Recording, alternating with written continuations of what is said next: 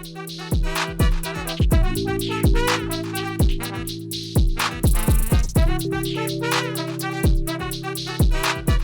guys, welcome and thanks so much for tuning in to this edition of Free Thinking with Montel.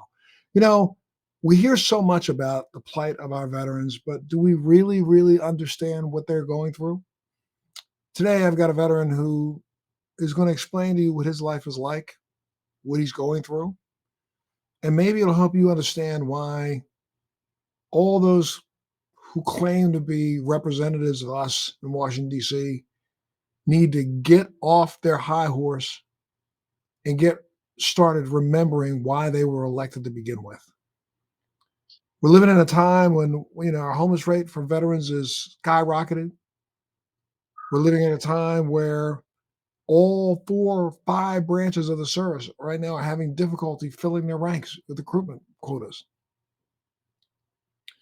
We're living at a time where, though the VA hospitals, and I will say this too, without a doubt, the VA hospitals around the country have been trying their hardest to do the best they can, they are sometimes thwarted with the inability to do things because the services just aren't there for them. My guest today is a terminally disabled Navy veteran. While fighting for his life medically, an unexpected 4-legged angel came to his aid. Who's Hapeman? Thank you so much, sir, for joining us today on Free Thinking with Montel. We want to share your story of hope and perseverance, sir. Mr. Williams, first of all, I'd like to say thank you for the opportunity to let my story be told. I truly appreciate it. And um, you know, you sir, I just want to say welcome home. Thank you. You Welcome to you too, sir. you're quite the trailblazer. I've done some research. I've followed you off and on over the years, and I have a lot of respect for you. And this just means the world to me to spend this time with you. Thank I you, sir. don't. There's my honey. I don't Ah, know if she's making herself comfortable back there. Um, I don't have the service record that a lot of your guests have had, and I definitely don't have. You've got more time deployed than I have enlisted, actually. And while I was, uh, well, I lost my train of thought. I'm sorry. sorry. While you were on active duty. Um, well, first off, I've always wanted to be in the military. I have a great uncle that is a master chief machinist mate, and we go as far back as my grandfather, 4 generations back, I believe, was a lieutenant colonel in the Civil War, and he is a Medal of Honor with Valor recipient.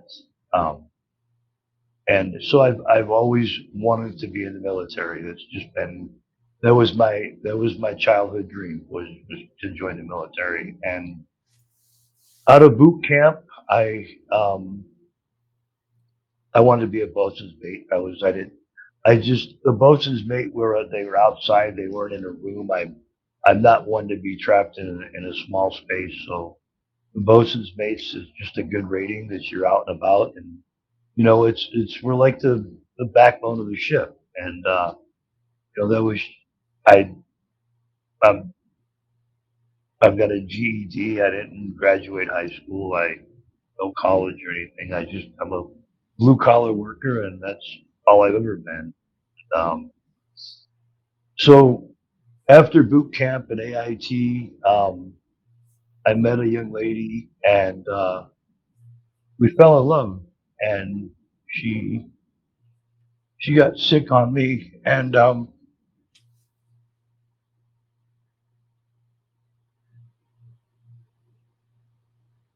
So didn't want to. I didn't want to mess up my military record. Alcohol got in the way of a lot of things, and so I got into a little bit of trouble. with the civilian police, and um, I got out with a general discharge. I mean, I have good, I was a good sailor. I wasn't a screw up or anything. I just didn't serve my full time because I really wanted to get out and take care of my Wendy, and that's all I wanted to do. She meant the world to me, and you know, we shine bright together. My life son. I have younger adults that have not had role models or a father in their life, and I'm either unc or dad to them. And um, Joe and Summer in San Diego, they purchased a star for Wendy and I. So we have a one of those star registries. We have one named after us, and so I get to enjoy it. We shine down on the world no matter what. We're always together, and Unfortunately, you lost her, right? yes, sir. And And God, no, you please. no, I was gonna say. I mean, so you got out to take care of her, and what were you when you got out? Were you doing odd jobs? How were you trying to maintain? Well, when I got out, I actually worked for Canada Dry Bottling Company. Um, I worked for them for maybe a month or two, and I just couldn't do it. It was just too confined, it just too structured. Um, so then I ended up working for a local moving company during regular hours.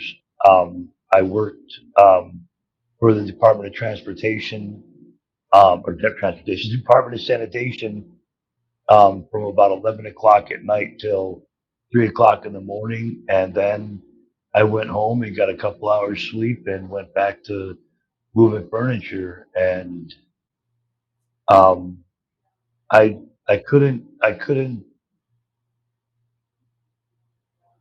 I couldn't maintain employment in that manner. So I ended up going cross country on a moving van, and that's where I ended up spending most of my adulthood. After I lost Wendy, there was nothing left for me. I've honestly only ever had two apartments prior to getting sick. I've only had two apartments in my life. I um After Wendy, I didn't know what to do anymore. I've sought therapy and help for the past 11 years. I've sought therapy and help here in Tucson. Other than that, I've been pretty much homeless and just traveled the country in a semi moving furniture. I didn't know how to maintain a solid relationship. Um, I got married, and that lasted about 11 months. I just didn't know how to do it. I've never really been able to maintain any kind of solid home life. I never have. And When did your medical problems start? um, in 1998, my lung collapsed on me in La Junta, Colorado, and from there it collapsed twice more um, in Olympia, Washington. And from that point on, I've had medical issues with my lungs. Um, I'm a how do I do this? I'm a stroke and TBI survivor. I don't know if is it the right side? Yeah. Um, I had a 14 millimeter brain aneurysm, and I have two more active aneurysms over here.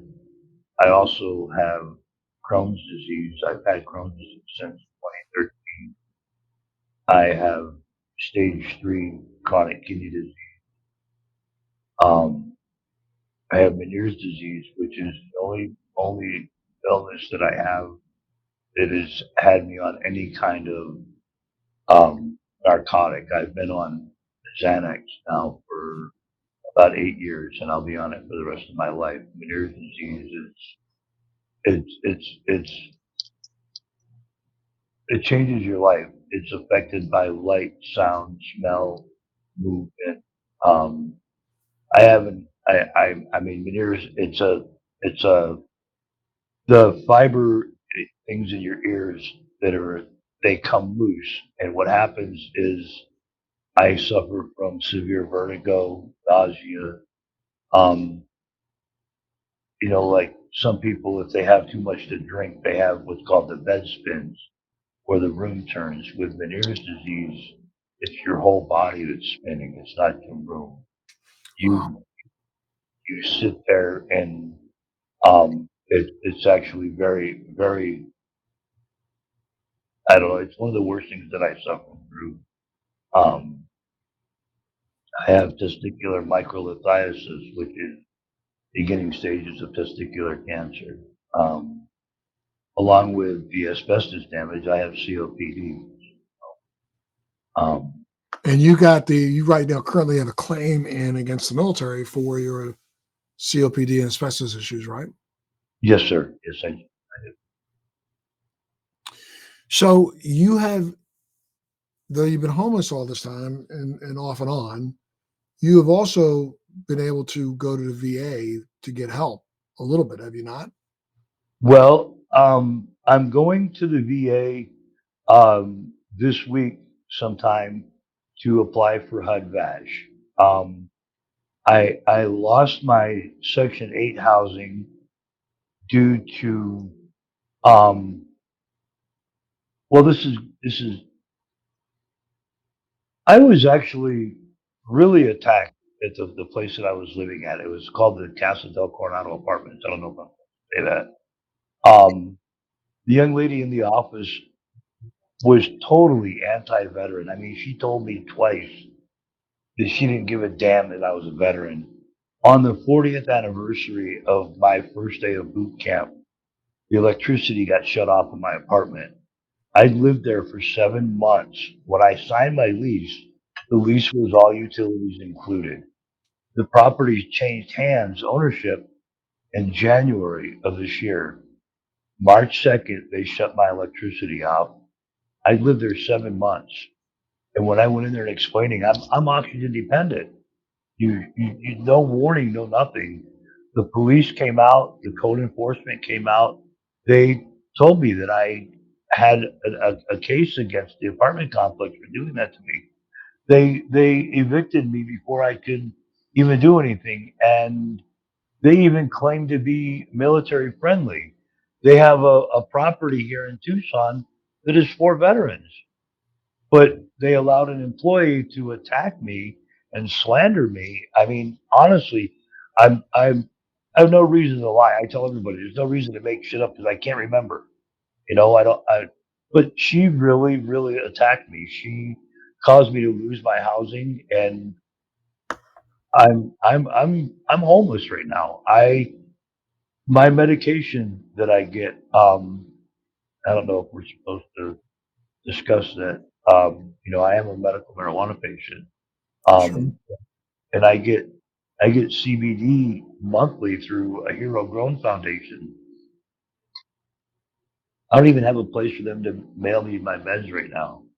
Um, because of all of this, I don't even I August 27th my card expires. I'll no longer be able to be a medical patient. I won't be able to get my RSO from the dispensary anymore. I I all I wanted was a place to live where I could grow my own medicine. I have a tent that was donated to me. I have a machine that was donated to me to make my own tinctures and my own pico, and I make my own edibles, and I don't have a place to do that anymore. That's why I'm where I'm at right now, Montel, is I rented a room from an individual after I lost my housing, and I showed Melody the police reports and stuff, this guy came after me with a baseball bat and threatened my dog's life. I had to call the police and have the police come out. I was growing. He destroyed all of my plants. I had a Coast Guard veteran that had helped me get started with growing. I have a tent. I belong to an organization called Balance Veterans Network, and um, they donated a magical butter machine to me. I don't know if you're familiar with that. Sure. They donated one of those to me. I make my own meds. When I was able to grow, I was able to do that, and I was off of the opiates and off of pain meds and off of a lot of medications, and I'm right back to you know um, struggling again. I thought I had a solid place to spend what time I have left. I thought I had that you know locked down. I guess you could kind of say, and um, I mean it's I've been fighting for a solid place to live for the past 11 years. I spent 8 weeks in a storage shed, a metal storage shed in a friend of mine's backyard. I spent 8 weeks back there over Christmas of 2013. I lived in 2 months. I lived in a metal storage shed here in Tucson, Arizona. You know, And did you have your beloved doggy with you that whole time? no, I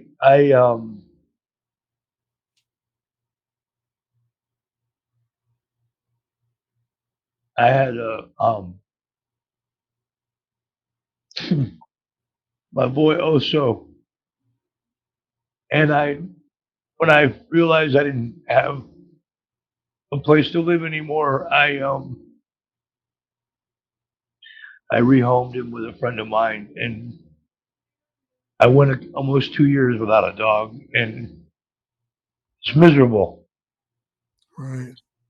And then I got my boy Scooby, and Scooby was a bull mastiff and red nosed pitbull mix. He was 155-pound big boy. Wow. He was just a baby, big old baby. And when I moved into apartment complex, they said he was like the weight limit was 45 pounds, and I had a therapy authorization, but that didn't cover. They're like, no, you can't have him, and so my life daughter Laura has him, and I was without a service, without a dog again for about 8 months, and then a friend of mine uh, came across Honey, and she was in a really bad situation, and they rescued her from there and brought her to me, and her and I have been inseparable. She is just the greatest dog ever. Um, Well, did you not you got some assistance from an organization called the Primavera Foundation, right? Were they the ones who helped you get Honey trained? um,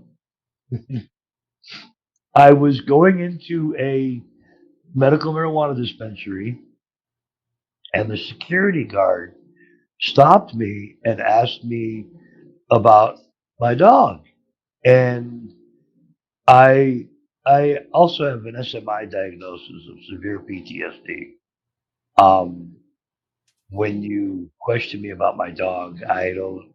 I protect her with my life. She's when I say she has saved my life, she has saved my life. She's kept me alive. Um, I told her in so many words not to even bother me about my dog, and I went in and I conducted my business. I came back out, and I called a local service training school, and the lady mentioned, about me being a veteran and her being my therapy dog, and she said, "How would you like to, possibly participate in American Warriors Incentive Program where you might possibly be the recipient of a grant to send your dog through service training. And I was just blown away because the reason for this security guard asking me this was so many people have abused the service dog or service pet, program. You just go online and spend, $35 to get your dog certified now, and that's just not right. So when they question you about your animal, they're within their rights unless he or she is actually a service animal. Then all you have to explain to them is it is a certified service animal.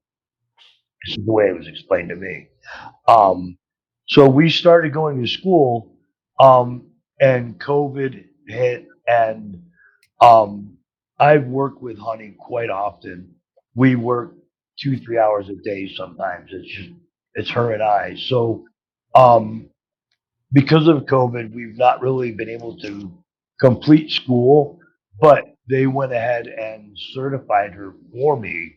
So she has all of her paperwork. She's, as far as documentation, she is completely certified. We do work with my oxygen. She has woke me up. I have trained her with my breathing to monitor me at night. And, I have she sleeps right up against me. She monitors my breathing. When she knows that I'm having, like anxiety or whatever, she's right there with me. Um, just an all around very attentive, very on point. She knows her job, and she's amazing. She's just an amazing dog. So, like right now, the two of you are in between. You're staying at a long term hotel motel, but is there not an organization working to get you some permanent housing? Well, they have limitations, and um, like I'm no longer going to qualify for Section 8 housing. Um, and we don't know about HUD Bash. Um, that's our next step. Um, Primavera Foundation, they they have like I'm only allowed 45 days at the hotel. So at the end of 45 days, if there's no resources or if I've not found an apartment that I can afford, then they have to figure out whether or not it's if I'm worth helping any longer, or if they can find a way to extend my stay at the hotel. But I live on $841 a month and $187 in food stamps. Um, that's all I live on, and so I have to pay for utilities. I have to pay my half of the rent. Um, I pay for my dog food, I pay for toiletries, and you know, um, if I find an apartment for $900 a month, they pay 450 of it.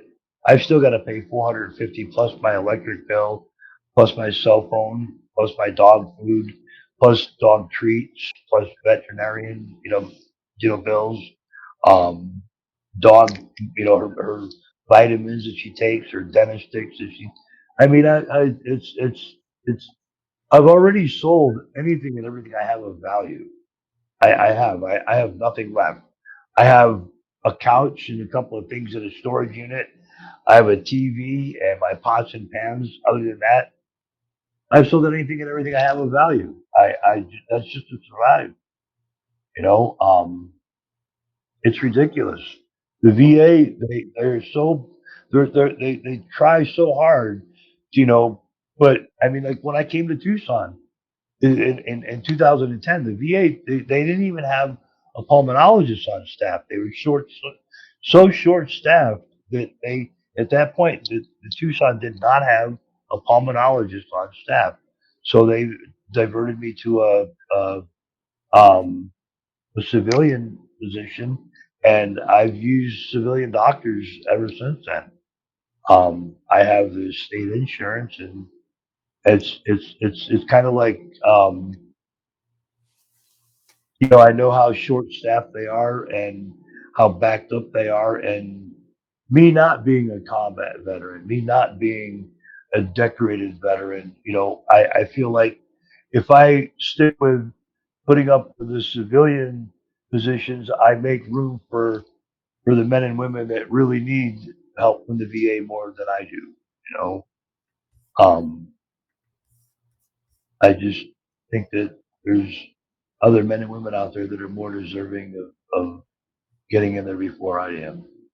You know, Right. And let me ask you another question. Like, so, and I just feel terrible asking you. I mean, what's your prognosis? You said that you're in a spot where um, you'd like to be able to live out your final days, at least in the same place. But what kind of a prognosis are they giving you? I have what's called pleuroplex and pleural thickening. Um, that is, I've already had a 23% lung recession on my right lung. They want to do another 13% on the base of my right lung. Um, Asbestos causes calcification on your lungs, and it makes it harder to inhale and exhale. Um, I've had 5 surgeries on the right lung. It's collapsed on me 3 times. What they did the last time was a 23% lung recession, and then they stapled the top of my right lung back. They sealed it. They sprayed an adhesive on the outside of my lung and expanded my lung to its full capacity, and it's sealed to my chest cavity. So the lung won't physically collapse again, but I mean it can be punctured. It won't collapse. It'll just um, like a balloon when you let the air out of it. That's kind of what my lung will do. But it's also the asbestos is metastasized into my abdomen. Um, so it's doing any more surgery on either one of my lungs is just going to cause strain on the other one, and it's would cause it to collapse. So really, right now, it's at the point where um, they're just kind of making me comfortable you know until whatever. But they give you a time frame? They tell you years, months? Um, I spoke with my last pulmonologist, and at that time it was I wouldn't see 55, and now I was just sent in for uh, a CT scan, but it got denied, so it has to go back through again for my doctor. But they want to check the condition of my lung status now, or lung condition now. Um, um, I'm right now. I'm lucky if I've got 2 years left. Is where there is where Dr. Nair is at with my lungs. Hmm.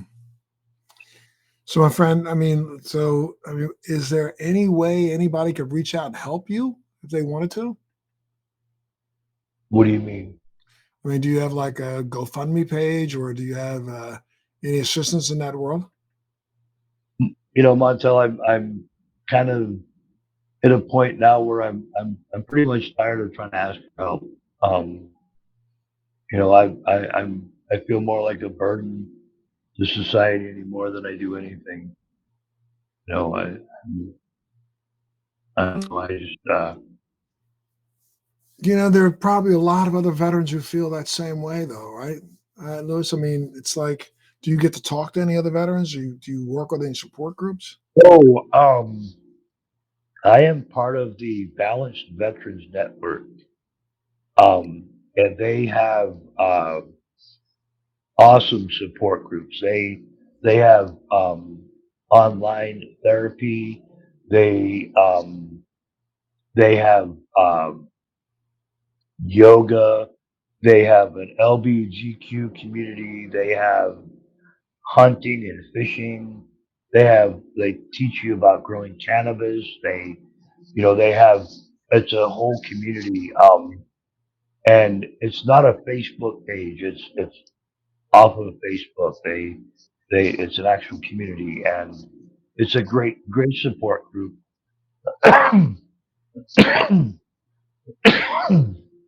use them once in a while.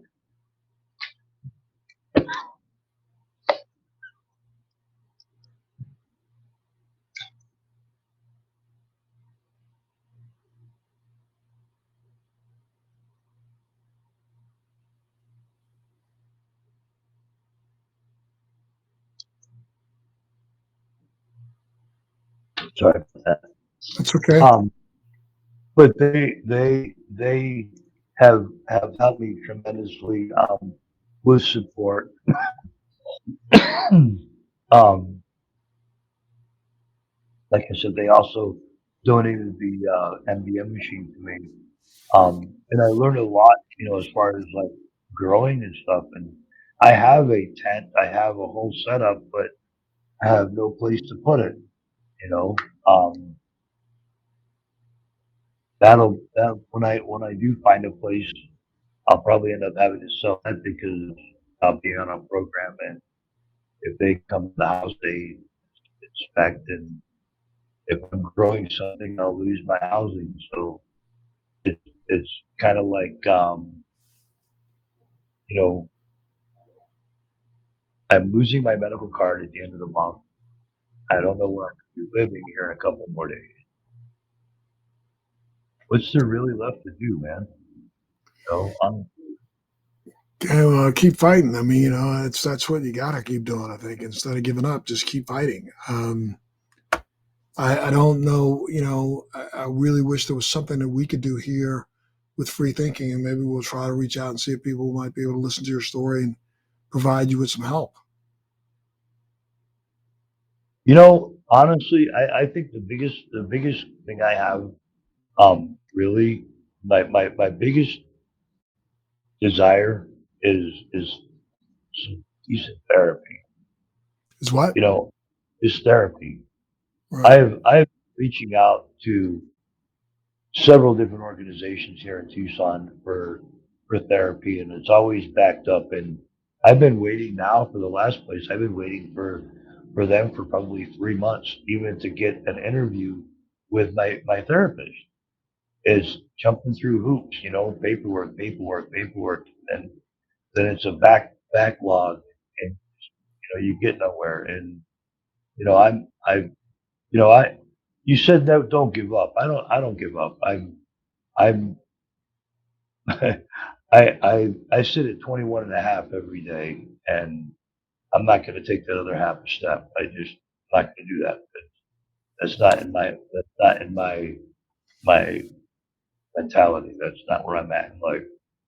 I'm tired of where I'm living. I'm tired of the way I'm living, but I'm not going to give up. I'm going to keep fighting every day. Got to, my friend.